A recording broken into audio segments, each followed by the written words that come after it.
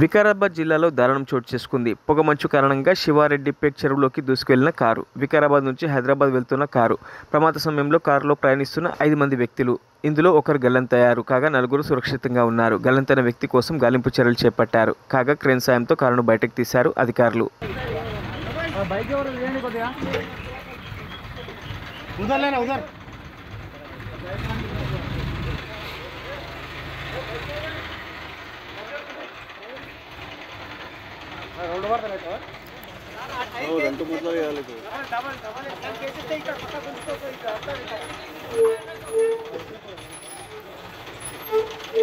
అక్కడే ఉన్నాడు. 5 మనుషులు ఉన్నాడు. అక్కడే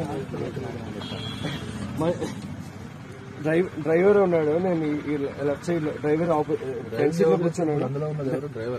డ్రైవర్ కాదు, డ్రైవర్ వచ్చాడు. అందరూ వచ్చాం. వెనక 2 ఉన్నారు. అదే నేను ముందు కూర్చున్నాను, వెనక 3 కూర్చున్నారు. 3లో ఇటువైపు ఒక అమ్మాయి, మధ్యలో ఒకడు. ఈ మనిషి ఎవరైతే కనిపిస్తుందో లెఫ్ట్ సైడ్ ఈ మధ్యలో అమ్మాయి వచ్చింది. డ్రైవర్ వచ్చాడు, నేను వచ్చాను. కానీ మధ్యలో అబ్బాయి ఇద్దరు కనిపించలేదు. మధ్యలో ఉన్న వాళ్ళు ఇటు కనిపించుకో